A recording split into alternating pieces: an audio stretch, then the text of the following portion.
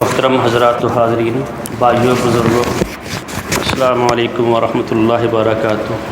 جس طرح کہ ہم جان چکے ہیں کہ قرآن و حدیث کے ذریعے اللہ رب العزت ہمیں بتا رہے ہیں کہ یہ مہینہ جو آنے والا ہے ذو الحجہ، ان کی رب العزت نے قسم کہی ہے وَلَيَالٍ عَشْرٍ، مجھے ان 10 راتوں کی قسم ہے۔ عشر 10 کو کہتے ہیں، اور یہ بھی بتایا جتنے بھی اعمال ہیں ان میں سے سب سے بہترین جو عمل ہے ان ایام میں جو کیا جائے گا وہ ہوگا۔ اور صحابہ نے کہا کہ یا رسول اللہ وَلَا الْجِهَادُ فِي سَبِيلِ اللَّهِ، جہاد بھی فی سبیل اللہ میں جو کرنا ہے تو اس سے بھی افضل یہ عمل ہوں گے۔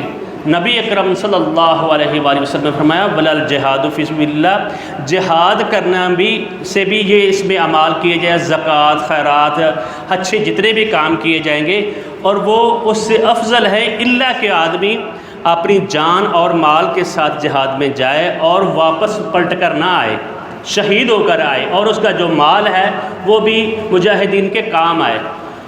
اور یہ ذات اس کا یہ فرمایا، نبی اکرم صلی اللہ علیہ وسلم فرماتے ہیں یعدل الصیام کل یوم منہا بصیام سنۃ، ایک یکم ذو الحج سے لے کر 9 ذو الحج تک جو آدمی روزے رکھے گا، ہر روزہ جو ہے اس کا 1 سال کے برابر ہوگا۔ یہ ترمذی کی حدیث ہے، 758 حدیث، ٹھیک ہے۔ یعنی ایک روزہ جب آدمی رکھے گا اور اس کا روزہ جو ہے کل یوم منہا بصیام سنۃ، 1 سال کے برابر، رمضان کے مہینے کے 1 سال کے برابر ایک روزہ ہوگا، اور وہ بندے نے رکھے، جو بندہ رکھے گا 9 تک ہم رکھ سکتے ہیں۔